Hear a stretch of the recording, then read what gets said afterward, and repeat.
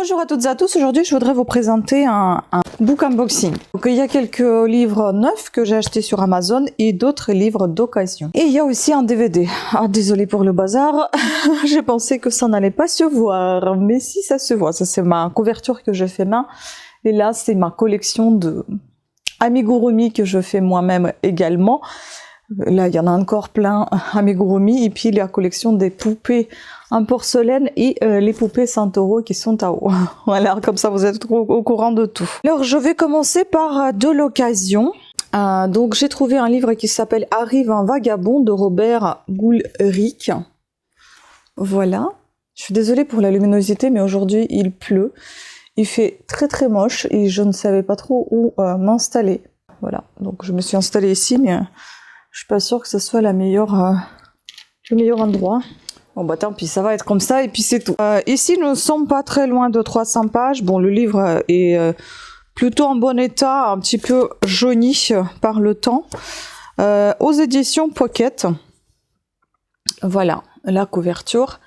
Donc Brownsburg, Virginie, 1948. Une petite ville paisible aux maisons bien alignées. On y vit un bon voisinage dans la crainte de Dieu et le respect des convenances. Le soir, sous les vérandas, on boit du thé glacé, quand arrive un vagabond. Au volant d'un vieux pick-up déglingué, il s'appelle Charlie Bill et s'attire vite l'affection générale, celle d'un enfant, d'abord, puis l'amour d'une femme mariée. La passion vient d'entrer dans Brownsburg, emportant avec elle ce qui pouvait rester de pureté et d'innocence. Apparemment, il y a un film, donc on a un avis de Figaro. Le Figaro, un film noir couché sur papier blanc, splendide roman porté par un style d'une grande maturité. Je ne sais pas s'il y a un film ou si c'est le livre qui fait le style film. Puis on a un avis de lire. Peu à peu, le drame sourd monte en puissance et Robert Goulric l'orchestre avec une maestria digne des meilleures tragédies grecques. Et puis, ce livre a reçu le Grand Prix des lectrices de Elle 2013, dans le style des romans, dans les romans. Ah, la luminosité, elle est vraiment moche, je suis désolée. Et puis, je suis fatiguée. Comme on a la chambre sous les toits, quand il pleut aussi fort, je n'arrive pas à dormir. Et du coup, ça me perturbe. Ensuite, on a Shirley Jackson. Nous avons toujours vécu au château. Aux éditions Rivage Noir. Donc, c'est un livre... qui comporte pas loin de 200 pages, enfin un peu plus de 200 pages, et c'est un livre, vous voyez, il est défectueux. Traduit de l'anglais États-Unis par Jean-Paul Gracias. Je m'appelle Marie-Catherine Blackwood, j'ai 18 ans et je vis avec ma sœur Constance. J'ai souvent pensé qu'avec un peu de chance, j'aurais pu naître loup-garou. Car à ma main droite, comme à la gauche, l'index est aussi long que le majeur. Mais j'ai dû me contenter de ce que j'avais. Je n'aime pas me laver, je n'aime pas les chiens, je n'aime pas le bruit. J'aime bien ma sœur Constance et Richard Plantegenet et l'amanite phalloïde, le champignon qu'on appelle le calice de la mort. Tous les autres membres de ma famille sont décédés. C'est très gai. Donc Libération, un roman noir gothique culte. Ça m'intrigue d'ailleurs. Hein. Et avis de Télérama, le talent de Shirley Jackson pour exprimer la paranoïa rend la lecture obsédante. Et enfin, le troisième livre dans les occasions, aux éditions La Farandole, c'est un livre pour les enfants, donc il y a 1000 épisodes, La maison des petits bonheurs de Colette Vivier. Ça m'a donné trop envie, j'aime beaucoup les contes, vous le savez très bien. Et c'est un livre qui me rappelle un peu les contes. J'aime beaucoup sa couverture rigide, son format relié. Je le trouve super sympa. Et il est fait dans le style de journal, en fait. Donc je pense que ça va être assez intéressant. J'aime bien. C'est exactement ça. C'est le simple journal d'une petite fille. Jour après jour, Aline raconte les menus événements qui forment son univers. Il y a ses parents, son frère, sa sœur, il y a des voisins, il y a l'école, tout un petit monde familier où rien ne change. Et voici qu'un malheur imprévu éloigne maman de Paris pendant 6 semaines. Aline mettra tout son cœur à la remplacer, mais cela n'ira pas sans quelques drames. Écoutez, ça a l'air intéressant, j'adore la couverture, on a ici les toits de Paris super sympa, voilà. Puis à la fin, je vous montrerai quelques petites pépites. Donc c'est une vidéo un petit peu glauque comme les livres que j'ai commandés, sur Amazon. Tous ces livres ont le même thématique assez glauque, sauf un seul qui est assez sympathique. Bon, les autres, j'espère que ce sont des livres sympathiques également, enfin sympathiques entre guillemets. Hein. J'ai commandé encore Fabrice Midal. J'adore cet auteur, vous connaissez, je pense. Ne vous laissez plus jamais faire. L'art de triompher des emmerdes aux éditions Pocket. En général, ces livres, je les ai dans un format semi-broché. C'est la première fois, je crois, que j'achète en poche et j'aime beaucoup ce qu'il écrit, j'aime beaucoup ce qu'il dégage, j'aime beaucoup comment il parle. Franchement, c'est une personne très très agréable et pesante, si on peut dire ça pour une personne. En tout cas, ça fait plaisir de l'écouter. Donc, philosophe et écrivain Fabrice Midal est l'un des spécialistes des violences conjugales. Il a publié de nombreux livres à succès. Donc, évidemment, c'est la catégorie qui rentre dans le développement personnel et psychologie. Nous sommes ici à pas loin de 200 pages, 152 en fait, vraiment peu. Mais c'est toujours très intéressant de le lire. Trouver l'allant, le courage et la force qui permettent de faire face aux défis du quotidien, c'est possible. Fabrice Midal nous montre comment prendre appui sur les forces que nous possédons déjà en nous, souvent sans le savoir. Une fois maîtrisées, elles nous permettent de comprendre les règles du jeu social qui nous paralysent. Ne nous laissons plus jamais faire, nous en avons le pouvoir. Un guide pratique pour transformer nos problèmes en tremplin pour grandir. On a un avis de Elle, un plaidoyer pour avancer qui pulvérise les emmerdes. Avis de Le Monde, Fabrice Midal pulvérise les clichés sur le bonheur. Voilà. Et avant, il était paru sous le titre Traité de morale pour triompher des emmerdes. Donc ça a changé de titre au final. Voilà, donc ça, je vais découvrir avec un grand plaisir, comme toujours. Ça se lit facilement, ça aide psychologiquement. C'est toujours un bonheur de lire ces bouquins. Ensuite, suite à une émission Le Quotidien, comme vous avez déjà l'habitude d'entendre, j'entends tout le temps, enfin j'en parle souvent. Comme souvent, ils invitent les auteurs. Donc cette fois-ci, ils ont invité une autrice qui a écrit un témoignage concernant sa famille. Donc c'est Caroline Darian et J'ai cessé de t'appeler papa. Peut-être que vous avez entendu parler. C'est un livre assez poignant d'après ce qu'elle a raconté. Et j'avais envie de le découvrir. C'est un livre qui est basé sur mensonges, manipulation. On peut faire confiance à quelqu'un de notre famille qu'au final, il fallait pas le faire. Et ça, c'est très douloureux à apprendre à connaître qu'on se rend compte en fait qu'on se fait manipuler toute sa vie sans le savoir, ou une grosse partie de sa vie, et c'est juste terrible ce qu'elle racontait. Donc j'avais vraiment envie de lire ce qu'elle a écrit. C'est un petit livre, mais je pense qu'il est très hard. On est aux éditions HarperCollins poche, et nous sommes à 169 pages. Et c'est écrit sous un style de journal, en fait. Le 2 novembre 2020, Caroline Darian reçoit un appel de la police de Carpentras. Son père est en garde à vue. La saisie de son matériel informatique dévoile l'impensable. Depuis 2013, il drogue sa femme avant de la livrer inconsciente à des hommes de tous les horizons et sans contrepartie.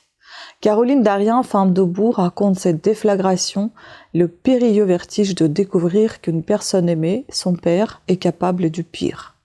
Elle alerte aussi sur la soumission chimique, quand l'armoire à pharmacie du foyer se transforme en arme préférée des violeurs. Une voix forte, exceptionnellement courageuse, qui révèle une autre facette des violences faites aux femmes. On a un avis l'Alsace, un témoignage sans concession, à l'écriture tranchante qui remue et pousse à réfléchir sur les rapports hommes-femmes. Et un avis de Le Parisien, un récit qui entend dépasser le fait divers. C'est vraiment hallucinant ce qu'elle racontait, donc ça m'a donné envie de découvrir ce livre. Et en plus, j'aime beaucoup cette édition HarperCollins. Puis bon, du coup, j'ai commencé à fouiner un petit peu sur Amazon, ça m'a donné des recommandations et j'ai cédé. Un jour, il m'aurait tué, donc aux éditions Livre de Poche, Valérie Bacot, tout le monde savait, je pense qu'elle aussi, c'est un livre assez connu, je pense qu'on en avait entendu parler à la télé même. On n'est pas loin de 200 pages. Tout le monde savait, donc tout le monde savait, tout le monde se doutait du moins. Beaucoup de gens avaient leurs petites idées de ce qui pouvait m'arriver dans l'intimité du foyer. Les coups, la violence banalisée, les humiliations quotidiennes, tous les invariables de cette vie qui n'en est pas vraiment une. Un jour, pour qu'il ne nous tue pas, je l'ai tué. Depuis cette nuit-là, celle du 13 mars 2016, le sommeil ne m'a plus jamais trouvé. Je pense à mon procès. Ces 5 jours devant la cour d'assises de Chalon-sur-Saône, au cours desquels la société va me demander de raconter mon histoire. Ce sera encore un combat entre lui et moi. Est-il possible qu'on me comprenne? Vais-je être écouté ou entendu? Est-il encore capable de me faire du mal, de m'envoyer finir ma vie en prison? De l'âge de 12 ans, Valérie Bacot connaît la peur et l'emprise auprès de Daniel, son beau-père, son violeur, puis son mari et proxénète. Elle raconte ici sa vérité, celle de la tyrannie quotidienne et de l'abandon. Oui, je vous ai dit que c'était pas tout gai ce que j'ai pris. Enfin, très très connu, qu'on avait déjà entendu maintes fois à la télé et dans la presse et partout. Natacha Campouche, 3096 jours aux éditions Livre de poche. C'est le plus épais parmi ces trois-là. Très complet, 316 pages. On a même ici des QR codes. Bah tiens, je ne sais pas à quoi ça va nous amener. Je sais pas si c'est à chaque fois ou une fois. Bah oui, c'est une fois de temps en temps, on a un QR code. C'est assez intéressant. Je me sens désormais assez forte pour raconter toute l'histoire de mon enlèvement. Natacha Campouche. Natacha Campouche a vécu le pire. Le 2 mars 1998, à l'âge de 10 ans, elle est enlevée sur le chemin de l'école. Pendant 3096 jours, 8 ans et demi, son bourreau, Wolfgang Priklopil, la garde prisonnière dans une cave d'environ 5 mètres carrés près de Vienne. En août 2006, elle parvient par ses propres moyens à s'enfuir. Priklopil se suicide le jour même. Dans ce récit bouleversant, Natacha Campouche révèle les circonstances de son enlèvement, le quotidien de sa captivité, sa terrible relation avec son ravisseur et la façon dont elle a réussi à survivre à cet enfer. Le témoignage unique d'une traversée de l'inimaginable par une jeune femme qui ne s'est jamais laissée briser. Horrible. Traduit de l'allemand par Olivier Manoni et Léla Pellissier. Voilà, c'est vraiment très très dépressif comme lecture, mais j'avais envie de découvrir, je sais pas. Et puis une petite pépite, donc je suis pas mal cette fille, Audrey Tribault. Le souffle des mots, si vous connaissez, bah je pense que vous connaissez. Elle est assez connue sur les réseaux. J'avais envie de découvrir son carnet de lecture, donc mon carnet de lecture pour vous remémorer vos lectures, retenir un titre ou le nom d'un auteur, d'une autrice, relire vos citations préférées, comptabiliser le nombre d'ouvrages lus, établir des palmarès, noter les livres prêtés ou empruntés, remplissez ce carnet. Quel plaisir ensuite de redécouvrir au fil des pages celles qui vous ont marqué. Et donc illustration ici de Eva Corbizier. Voilà, c'est dans la tendance à chaque fois, hein, on voit beaucoup ce style d'illustration. Il est très sympathique ce carnet, c'est aux éditions Marabout, et ce qui m'a poussé d'ailleurs à prendre, c'est ce carnet aussi parce que j'aime beaucoup éditions Marabout. Voilà comment ça se présente à peu près. Et donc là, on va découvrir toutes sortes de pages. Par exemple, ici, on a Starter Pack, pochette à livres, marque-page, liseuse, bague de lecture, boisson chaude, animal mignon, post-it, plaid douillet. C'est à vous de cocher. Et puis ce carnet appartient à, ok.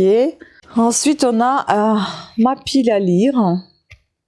Je ne sais pas si je vais me lancer tout de suite à remplir ou pas, parce que j'ai encore un carnet qui vient. Je ne sais pas si c'est Moleskine, c'est pas Moleskine, c'est un autre, mais Lichtenstrom, je ne sais plus comment ça s'appelle, Lichtenstrom, un truc comme ça. Voilà. Ou c'est Moleskine peut-être. Ça c'est ma wishlist. Ça c'est très pratique pour moi en tout cas. Mes livres prêtés, je prête pas mes livres, non, jamais. Les livres empruntés, j'emprunte pas non plus. Livres à offrir, c'est sympa. Puis ensuite, vous avez ici mes challenges communs, j'ai jamais fait. J'ai jamais fait de challenge parce que à chaque fois quand il y a un challenge, je suis pas au courant, ou alors on lit toujours ce que je ne lis pas. Mes challenges perso, par exemple, comme lire un livre féministe, lire un livre qui me sort de mes habitudes, lire un livre de poésie. Voilà, donc elle donne quelques petits exemples. Puis on a tracker mensuel, ce que vous avez lu en janvier, février, etc. Colorie le nombre de livres lus chaque mois. N'hésite pas à en dessiner s'il n'y en a pas assez.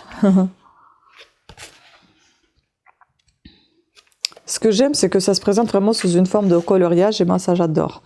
Tracker de lecture quotidienne. Je pourrais peut-être commencer à faire ce carnet dès l'année prochaine, puisque bon, on est déjà au mois de mars, donc... Nombre de livres lus. En tout cas, j'aime beaucoup, je voulais absolument voir comment il est fait. Nombre de pages lues. Ah, ça j'aime beaucoup. Moi, je note ça dans mon bullet journal en général. Tracker par catégorie de lecture. Je trouve que c'est vraiment très très bien fait. Mes séries de livres, mes crushs, mon livre de l'année. Et là, vous pouvez même peut-être coller une petite... le livre en question. Mais je ne sais pas si c'est bien de coller les images des livres, parce que j'ai déjà collé les images des livres dans mon journal, justement, mon Moleskine, et il est tellement épais que je peux plus le fermer. Et là, donc, j'ai lu, et ça se présente comme ça, et là, on va voir le titre, auteur, autrice, illustrateur et illustratrice, nombre de pages, genre, mots-clés, date de lecture, avis, citation, et puis la note avec des étoiles. Donc là, il y en a une grosse partie, c'est toute la fin du livre de ce carnet, consiste à faire justement ce qu'on a lu. Puis on a les citations et les notes qu'on a retenues. Et nous sommes ici à 125 pages en tout. Non mais c'est très très bien fait, je trouve que c'est très sympathique, il coûte 9,90 €.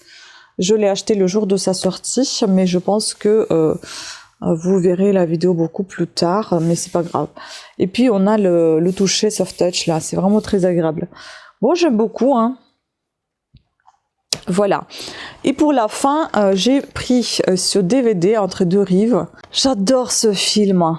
C'est un film très très beau. J'adore Sandra Bullock, et puis j'aime beaucoup leur binôme avec Keanu Reeves après Speed. J'adore. Donc c'est une histoire d'amour entre deux êtres qui ne se sont jamais rencontrés. Peut-être que vous connaissez, peut-être pas, mais moi j'adore ce film et j'ai envie de le revoir. Donc ici par exemple, je crois qu'il y a un petit résumé, je vais vous le lire. Dr. Kate Forster a enfin trouvé l'amour. Seul problème, c'est un amour à distance. Elle habite au cœur de Chicago. Il habite dans une banlieue éloignée au bord d'un lac. Elle vit en 2006 et lui en 2004. C'est pas énorme hein, comme l'écart en année. Keanu Reeves et Sandra Bullock se retrouvent à nouveau pour la première fois depuis Speed dans cette histoire réconfortante sur l'amour qui brise les barrières du temps. L'histoire commence lorsque Kate quitte sa magnifique maison située au bord du lac en laissant un message situé au prochain locataire, l'architecte Alex Weiler.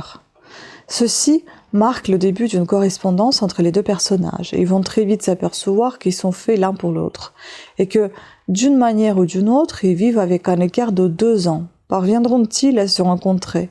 Et que se passera-t-il s'ils essaient de se rencontrer? Entre deux rives est une histoire d'amour magique et romantique qui aurait tout aussi bien pu se dérouler en 2004 qu'en 2006. C'est une histoire d'amour intemporelle. J'aime beaucoup ce film. On va voir s'il a bien vieilli parce que bon... ça date de 2006 en fait, hein, il y a presque 20 ans, non, il y a un peu moins que 20 ans, il y a quoi, 17 ans, mais bon, c'est quand même âgé, hein. Et puis il y a aussi un film que j'aimerais voir, je ne me rappelle pas le nom de ce film, si vous savez ce que c'est, dites-le moi, même en russe, je me rappelle pas, parce que je l'ai vu encore en russe, je l'ai jamais vu en français. C'est un film aussi qui parle aussi de correspondance, une jeune femme qui correspond avec un jeune homme. Je crois que lui, il est dans le futur, elle est dans le passé. Et elle lui écrit toujours à partir d'un secrétaire. En fait, ils ont un secrétaire en commun. Un petit meuble, donc secrétaire. dans lequel elle va ranger la lettre et je crois que c'est le jeune homme qui va récupérer cette lettre. Il me semble que ça se passe comme ça. Je crois que c'est elle qui est dans le passé, lui il est dans le présent ou dans le futur pour elle. Hein. Et donc ils correspondent comme ça via ce secrétaire qu'il avait, il me semble, trouvé dans une brocante, un truc comme ça. Il faut que je trouve ce film. J'ai adoré ce film avant, j'aimais tellement le regarder. Et ce qui me plaît, c'est justement encore une nouvelle fois cette double temporalité, cette correspondance, les lettres, le secrétaire. J'adore ce meuble par tout court, j'aime beaucoup. J'aimerais me trouver un secrétaire d'ailleurs, mais je ne sais pas trop comment je l'utiliserai puisque dans mon bureau il n'y a pas assez de place. Mais bon, à voir. Peut-être un jour je me trouverai un secrétaire et je vais m'installer devant ce secrétaire y travailler parce que j'aimerais tellement. Je trouve ça tellement beau. Écoutez, c'était tout pour cette vidéo. J'espère qu'elle n'était pas trop sobre ni sombre avec toute cette luminosité. Et puis bon, je suis un peu fatiguée, je vous avoue. Mais en tout cas, j'aime beaucoup ce que j'ai acheté. Maintenant, plus qu'à lire. Mais vous inquiétez pas, je vais vous présenter les points de lecture. De toute façon, je lis. Mais je lis pas vite. Et comme je vous ai dit, avec beaucoup d'occupations, je suis actuellement très fatiguée. Et j'ai vraiment pas assez de force pour tout faire. Voilà, sur ce, je vous remercie beaucoup de votre attention. Pensez à vous abonner, à activer la petite cloche de notification afin d'être averti de nouvelles sorties de vidéos. Pensez à faire un petit tour sur ma boutique Amazon où il y a des wishlists avec les coloriages que j'achète, avec les livres que j'achète ou que je voudrais acheter. Et également, donc il y a des wishlists et des listes d'achat, bien évidemment. Et puis, si vous êtes tenté par ce que je fais de mes propres mains, n'hésitez pas à aller faire un petit tour sur ma boutique Etsy, où il y a des créations faites main. Vous allez y trouver des bijoux, du tricot, également des tutoriels en français si jamais vous êtes quelqu'un de créatif et qui veut apprendre à crocheter ou à tricoter et qui a besoin des petits tutos. Voilà, sur ce, je vous embrasse et je vous dis à très bientôt. Ciao!